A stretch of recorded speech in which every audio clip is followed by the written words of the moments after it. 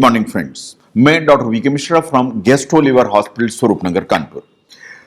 Eight the outset एक request, ये scientific deliberation है। मैं आपसे रिक्वेस्ट करूंगा कि इस चैनल को सब्सक्राइब करें और इस वीडियो को शेयर करें ताकि ये जानकारी ज्यादा से ज्यादा लोगों तक भेजी जा सके। आज मैं बात करूंगा heart burn at the night, कि रात के समय आपको सीने में जलन क्यों होती है। आपने मार्क किया होगा कि कभी कभी आधी रात में आपको सीने में जलन होती है जिसके चलते आपकी नींद खुल जाती है। कभी कभी खट्टा पानी आपके गले में आ जाता है जिसके चलते आपकी नींद खुल जाती है। कभी कभी खट्टा पानी आपके मुंह में आ जाता है, कभी कभी उसके चलते इतनी खांसी हो जाती है कि आधी रात में आपको उठ के बैठना पड़ता है and you become very uncomfortable. And कभी कभी जो इतना प्रेशर से आता है ये पानी कि आपकी नाक में से निकल जाता है। तो ये बेसिकली नाइट टाइम जो हार्ट बर्न होता है उसके बारे में आज हम बात करेंगे।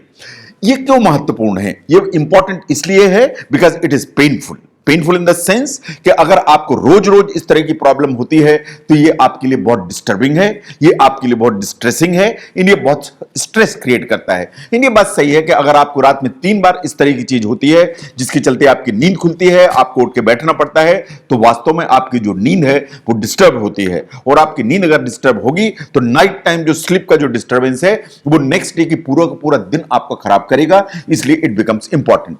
नाउ बहुत लोगों का ऐसा सोचना है कि ये तो नॉर्मल हो सकता है। विज्ञान भी ऐसा कहती है कि हां ये नॉर्मल भी हो सकता है। It could be part and parcel of lifestyle. Lifestyle से कैसे जुड़ा हो सकता है? मान लीजिए आप बहुत हाई कैलोरी फूड लेते हैं, आप बहुत स्पाइसी फूड लेते हैं, आप बहुत फैटी फूड लेते हैं, जो आपने रात के समय आपका जो डिनर है वो बहुत अमाउंट में भी ज्यादा है, स्पाइसी भी है, फैटी मील भी है, तो इट इज क्वाइट पॉसिबल कि आपको रात में जो सीने में है उसमें जलन हो या कि रेट्रोस्टर्नल रिगर्जिटेशन हो। यह भी बात सही है कि अगर आप बहुत लेट डिनर लेते हैं, से फॉर एग्जांपल आप 12 बजे सोते हैं और आपने पौने 12 बजे रात में खाना खाया, that means there is no gap between your dinner and the sleeping, तो भी यह पॉसिबल है कि आपने नहीं भी हाई अमाउंट डिनर लिया है तो भी आपको रात में सीने में जलन या रिगर्जिटेशन हो सकता है।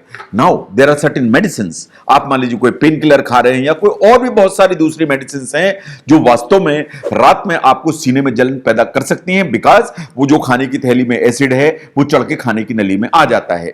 लेकिन क्या नॉर्मल के अलावा ये कोई बीमारी का संकेत हो सकता है? Yes, this could be part and parcel of gastroesophageal reflux disease. ये एक बीमारी है। ये जो गैस्ट्रोइसोफेजियल रिफ्लक्स डिजीज है इसके बारे में हम आगे बात करेंगे।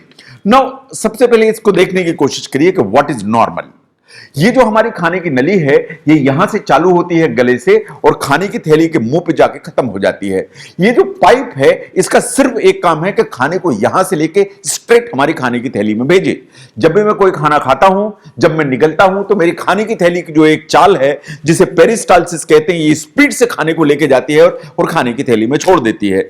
ये यहां से यहां तक खाना जाने की जो प्रक्रिया है ये कुछ सेकंड्स में ही कंप्लीट हो जाती है, इसकी स्पीड इतनी ज्यादा होती है। नाउ खाने की जो नली है और जो खाने की थैली है इसके बीच में एक वाल्व होता है जिसे कहते हैं लोअर ईसोफेजियल स्फिंक्टर या जीई जंक्शन। इसको लोअर ईसोफेजियल स्फिंक्टर कहते हैं, जो खाने की नली के नीचे के हिस्से में ये स्फिंक्टर होता है। इस स्फिंक्टर को ध्यान से देखिए, ये जो स्फिंक्टर है जो खाने की नली और थैली के बीच में है ये वाल्व जैसा होता है। इसमें सर्कुलर मसल होती है, इसलिए ऐसा ऐसा कॉन्ट्रैक्ट करता है। ऐसा कॉन्ट्रैक्ट करेगा फिर ओपन होगा, ऐसा कॉन्ट्रैक्ट करेगा फिर ओपन होगा। तो मैं जो भी खाना खाऊंगा ये स्फिंक्टर ओपन होगा, खाना नीचे जाएगा, स्फिंक्टर बंद हो जाएगा। फिर मैं कुछ पानी पीऊंगा तो पानी नीचे जाएगा, स्फिंक्टर ओपन होगा, पानी पेट में चला जाएगा, ये बंद हो जाएगा। ये बेसिकली वन वे ट्रैफिक है। कोई भी चीज यहां से पेट के अंदर तो जा सकती है इस वाल्व के थ्रू, लेकिन वापस नहीं आ सकती। अगर मैंने कुछ गलत चीज खा ली और मैं चाहूंगा उसको वापस निकाल दूं, बाहर लेके आ जाऊं, तो ये पॉसिबल नहीं है। सिर्फ इमरजेंसी में कभी कभी ये टू वे ट्रैफिक हो जाता है। जैसे मान लीजिए वॉमिटिंग होनी है तो ये खुल जाएगा एंड ये वॉमिट करेगा, वॉमिटिंग के लिए खुल जाएगा क्योंकि ये टू वे ट्रैफिक हो जाता है। Otherwise it is exactly a one way traffic valve which is known as the lower oesophageal junction. Now the point is कि कभी ऐसा हो जाता है कि आपका जो लोअर ईसोफेजियल स्फिंक्टर है ये डैमेज हो जाए, ये इनकॉम्पिटेंट हो जाए, इसके काम करने की जो प्रक्रिया है वो गड़बड़ा जाए, तो और खाना खाने के जैसे ही आपने निगला खाना नीचे गया, ये पूरी तरह से बंद ना हो, थोड़ा सा ओपन रह जाए। अगर ओपन रह जाए तो क्या होगा कि जब आप बैठे हुए हैं तब तो ठीक है, ये ओपन भी है तो भी आपको डकार आएगी, हवा वापस आ जाएगी। लेकिन जब आप लेटे हैं तो आपकी खाने की नली, आपके खाने की थैली, ये वास्तव में एक ही लेवल पर आ जाएंगे। जब आप हॉरिजॉन्टल पोजीशन में होंगे तो आपकी खाने की नली और थैली एक ही पोजीशन में आएंगे। तो ये वाल्व अगर ये हल्का सा ओपन है तो खाने की थैली का जो मटेरियल है इसके वाल्व के थ्रू आपकी खाने की नली में आ जाएगा। वो एसिड भी आएगा, वो पानी भी आएगा, वो खाना भी वापस आ जाएगा। ये वास्तव में ये होता है GERD में, जो गैस्ट्रो इसोफेजियल रिफ्लक्स डिजीज है, उसमें ये जो वाल्व है ये लूज हो जाता है या डैमेज हो जाता है। तो जब आप लेटते हैं तो ये चूंकि वाल्व लूज है तो खाने की थैली का जो मटेरियल है वो इस वाल्व के थ्रू आपके खाने की नली में आता है और सिम्टम क्रिएट करता है। नाउ जो रात में आपको सीने में जलन होती है आधी रात में, जिससे आपकी नींद भी खुलती है, उसको कुछ डिजीजेस प्रीडिस्पोज करती हैं। ये कौन सी डिजीजेस हैं? जैसे GERD जो अभी मैं बात कर रहा था। Now the second is the hiatus hernia. अगर खाने की नली और थैली के बीच में एक हर्निया है तो भी इस तरह की प्रॉब्लम खड़ी हो जाती है। नंबर 3, अगर आपको बहुत ज्यादा मोटापा है, अगर आप मोटे हैं और ऊपर से आपका पेट बहुत बड़ा है, जैसे सेंट्रल ओबेसिटी कहते हैं, तो भी वास्तव में आपको GERD या जो नाइट टाइम रिफ्लक्स होने की जो संभावना है वो बढ़ जाती है। नंबर 4, अगर आपको किसी भी कारण से पेट बड़ा है, जैसे आपके पेट में पानी बहुत भरा हुआ है, असाइटिस जिसे कहते हैं, अगर ये बार बार भर रहा है तो आपका पेट इतना बड़ा होगा कि उसके प्रेशर के चलते ये वाल्व लूज हो जाएगा, ये जो ढीला हो जाएगा और इसमें फिर खाना और पानी और एसिड सब पलट के खाने की नली में आएगा और आपको आधी रात में उठा के खड़ा करेगा। ऐसे ही कुछ बीमारियां हैं जैसे ब्रोंकियल अस्थमा है, COPD है, स्क्लेरोडर्मा है। ये कुछ बीमारियां ऐसी हैं जिसमें ये जो स्फिंक्टर है ये वास्तव में थोड़ा सा डैमेज हो जाता है, थोड़ा सा लूज हो जाता है। उसके चलते वास्तव में जो खाना है या पानी है या एसिड है ये पलट के खाने की नली में आता है और आधी रात में आपको जगाता है। Now look at the risk factors जो ये सबसे ज्यादा प्रीडिस्पोज करते हैं आधी रात में आपको जगाने के लिए। सबसे पहले देखिए which are the dietary triggers. जो खाने में जो ट्रिगर्स हैं उनमें से सबसे बड़ी जो चीज है दैट इज अ फैटी मील। जितना ऑयली फूड है वो सबसे ज्यादा प्रॉब्लम क्रिएट करता है। आप देखिए जो भी हम खाना खाते हैं उसमें 3 चीजें होती हैं, carbohydrate, proteins and fats.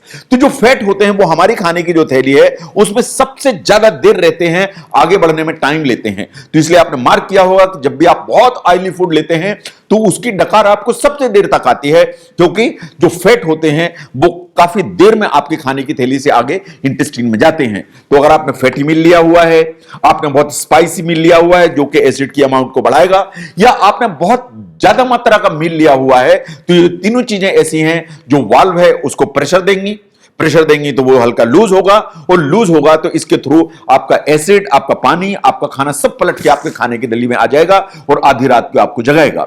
Now जैसा मैंने कहा अगर आपको ओबेसिटी है, उसमें भी पर्टिकुलरली सेंट्रल ओबेसिटी है, तो ये प्रॉब्लम आपको खड़ी होगी। बिकॉज अगर आपको सेंट्रल ओबेसिटी है तो जब आप लेटते हैं तो बिकॉज ऑफ द प्रेशर जो वाल्व होता है वो लूज हो जाता है, इन उसके चलते आपके खाने की नली में एसिड, पानी, खाना सब वापस आ जाता है। नाउ साइंस ऐसा मानती है कि अगर आपको परसिस्टेंटली लगातार स्ट्रेस बनी रहती है, एंजाइटी बनी रहती है, पैनिक रिएक्शंस होते रहते हैं, आपको डिप्रेशन रहता है, तो इन सबसे एक्चुअली आपकी जो खाने की थैली है उसमें जो ओवरऑल एसिड की अमाउंट है वो हमेशा ज्यादा होती है। आप जानते हैं कि जितनी भी इस तरह की प्रॉब्लम्स हैं जो एंजाइटी से रिलेटेड हैं या आप डिप्रेशन से रिलेटेड हैं, वो हमेशा हायर एसिड आउटपुट लेके चलती हैं। अगर एसिड ज्यादा होगा तो खाने की जो नली और थैली के बीच का वाल्व है उसको डैमेज करेगा, और उसको डैमेज करेगा तो जब आप रात में सोते हैं तो वो एसिड ऊपर की तरफ आएगा, इन आपकी नींद खुलेगी और आपको उठना पड़ेगा। नाउ अगर आपको आदत है स्मोकिंग की, तो जो स्मोकिंग है या for that matter tobacco in any form, वास्तव में आपका जो एसिड है उसकी मात्रा को बढ़ाती है। इन सब चीजों में एक्चुअली निकोटीन होता है। चाहे आप स्मोकिंग करें, चाहे आप पान मसाला खाएं, चाहे तंबाकू खाएं, चाहे गुटखा खाएं, ये जो निकोटीन है ये आपकी एसिड की मात्रा को बढ़ाता है। एसिड की मात्रा को बढ़ाएगा तो खाने की नली के नीचे का जो वाल्व हो डैमेज होगा। डैमेज होगा तो जब आप लेटेंगे तो आपका खाना, पानी, एसिड सब खाने की नली में आ जाएगा। ऐसे ही अगर आप ज्यादा मात्रा में अल्कोहल लेते हैं या आप बिंज ड्रिंकिंग करते हैं, एक साथ बहुत सारी शराब अगर पीते हैं, तो वास्तव में आपका जो वाल्व है वो लूज हो जाता है। वो वाल्व लूज होगा तो आप लेटेंगे तो आपके पेट के अंदर से पानी, एसिड, खाना तीनों खाने की नली में आ जाएंगे और आपको 2 बजे रात में उठ के बैठना पड़ेगा, क्योंकि आपको बहुत डिस्कंफर्ट होगा, बहुत जोर से खांसी आएगी। नो अगर आपको आदत है कि आप बहुत टाइट फिटिंग क्लोथ्स पहनते हैं और थोड़ी सी तौन भी निकली हुई है, तो इससे आपका जो पेट है इसके ऊपर प्रेशर होगा, उसके ऊपर जो प्रेशर होगा उसके चलते खाने की थैली जो कंटेंट्स हैं वो ऊपर की तरफ पुश होंगे, तो ये जो वाल्व है ये हल्का सा लूज होगा। लूज होगा तो जब आप रात में सोएंगे तो इसके थ्रू फिर से वही एसिड, पानी, खाना तीनों खाने की नली में आएंगे और आपको 2 बजे रात में उठना पड़ेगा। नाउ अगर हम रिस्क फैक्टर को आगे देखें तो this is one of the very important factor कि अगर आप लेट नाइट डिनर लेते हैं, आप रात में सोते 12 बजे और डिनर पौने 12 बजे लेते हैं, दैट मींस कि आपका खाना खाने का और सोने का जो टाइम है उसमें कोई डिस्टेंस ही नहीं है। अगर आप लेट नाइट डिनर लेते हैं तो आप अपने आप को रात में सीने में जलन के लिए प्री डिस्पोज करते हैं। एक्चुअली जब आप खाना खाते हैं तो उसके बाद सोने के बीच में अप्रॉक्सीमेटली 2.5 आवर्स का गैप होना चाहिए, क्योंकि हमारे जो खाने की थैली है उसमें जो खाना है उसको आंत में जाने में अप्रॉक्सीमेटली 3 to 4 आवर्स लगते हैं। तो अगर आप 2 से 2.5 घंटे देते हैं तो आपके खाने की जो थैली है उसका वॉल्यूम जो आपने खाया है वो कम हो जाता है और ऊपर की तरफ जो रिगर्जिटेशन है उसमें उसकी जो रिस्क है वो हमेशा कम हो जाती है। Now one of the factor is the pregnancy, जिसके बारे में बात करूंगा। साइंस ऐसा मानती है कि अप्रॉक्सीमेटली 17 से 45% महिलाओं का ऐसा ऑब्जर्वेशन होता है कि उनको प्रेगनेंसी के दौरान ये नाइट टाइम में हार्ट बर्न होता है, नाइट टाइम में उनको रिगर्जिटेशन होता है। ये पहले कभी भी उनको एसिडिटी, हार्ट बर्न, रिगर्जिटेशन नहीं भी रहा तो भी इन महिलाओं ने ऐसा ऑब्जर्व किया कि ड्यूरिंग प्रेगनेंसी उनको हार्ट बर्न या रिगर्जिटेशन होता है। मोस्टली ये लास्ट ट्राइमेस्टर में होता है या आखिरी 3 महीने में होता है, but that's not the rule. आपको फर्स्ट ट्राइमेस्टर या सेकंड ट्राइमेस्टर में भी इतनी ही हार्ट बर्न एंड रिगर्जिटेशन हो सकता है। Now what may be the reasons? The reasons are 4। Number 1, there is a pressure inside the abdomen, क्योंकि पेट के अंदर फीटस है और फीटस जो एक एब्डोमेन पर प्रेशर देता है, उसके चलते खाने की थैली के ऊपर प्रेशर है, उस प्रेशर के चलते ये वाल्व लूज हो जाता है, इसके चलते रिगर्जिटेशन होता है। आप वेट गेन करती हैं तो वो अपने आप में एक फैक्टर है फॉर रिगर्जिटेशन। नाउ बहुत सारे हार्मोन्स जो चेंज होते हैं ड्यूरिंग प्रेगनेंसी, ये वास्तव में हमारा जो गैस्ट्रोइसोफेजियल जंक्शन या एलिएस है इसको थोड़ा सा लूज करके चलते हैं। चूंकि ये लूज होता है इसलिए रिगर्जिटेशन होगा। एंड ये भी बात सही है कि प्रेगनेंसी में थोड़ा सा स्ट्रेस का जो लेवल है वो बढ़ जाता है, तो भी जो ना उसके चलते ये प्रॉब्लम होती है। But most of the time science ऐसा मानती है कि जितना भी रिगर्जिटेशन प्रेगनेंसी में होता है, लाइफस्टाइल चेंजेस, डाइटरी चेंजेस, अगर आप ये 2 चीज करेंगे इनसे आपका काम चलेगा। But at times you need medications, लेकिन अगर आपको दवाइयों की जरूरत है तो आपको अपने डॉक्टर से कंसल्ट करने की जरूरत है, बिकॉज जो मेडिकेशंस हैं they have to be safe for you, और जो मेडिसिन है वो आपके बच्चे के लिए भी सेफ होनी चाहिए, क्योंकि बहुत सारी ऐसी दवाइयां हैं जो एसिडिटी उन सबको कंट्रोल तो करती हैं, but there is a risk कि वो आपका जो बेबी है जो आपके पेट के अंदर है उसको थोड़ा सा डैमेज करने की ताकत रखती हैं। तो अगर हम नाइट टाइम जो रिगर्जिटेशन या रिफ्लक्स होता है या हार्ट बर्न होता है उसको ध्यान से देखें, at times this may be normal, but most of the time it is basically part of the disease. ये GERD करके जो डिजीज है उसका हिस्सा होती है। ये बात सही है कि बहुत सारे रिस्क फैक्टर्स हैं, ये बात सही है कि बहुत सारे ट्रिगर्स हैं जिनके चलते आपको आधी रात में नींद खुलती है एंड उठना पड़ जाता है। जब भी आपको सीने में जलन होगी तो इसके 4 फैक्टर्स हैं जिसको आपको ध्यान देने की जरूरत है। नंबर 1, सीने में जलन होगी तो नींद खुलेगी। नंबर 2, रिगर्जिटेशन होगा तो जो खाना है, पानी है वो गले तक आ जाएगा, आपकी नींद खुलेगी। नंबर 3, आपका जो खाना पानी है वो गले के यहां तक आ जाएगा, आपको खांसी आएगी, मुंह में खाना आ जाएगा, आपकी नींद खुलेगी। नंबर 4, कभी इतने प्रेशर से आ सकता है कि नाक में से निकल के बाहर आ जाए। अगर ये चीजें बार बार होती हैं इसका मतलब यह है कि डिजीज प्रोसेस को इंडिकेट करती हैं। अगर ऐसा है तो शायद आपको अपने डॉक्टर से कंसल्ट करने की जरूरत है। अगर आप समझते हैं कि नाइट टाइम बर्निंग को समझने में यह वीडियो आपको मदद करता है तो इसे जरूर शेयर करें। मैं doctor VK Mishra from gastro liver hospital. Thank you very much.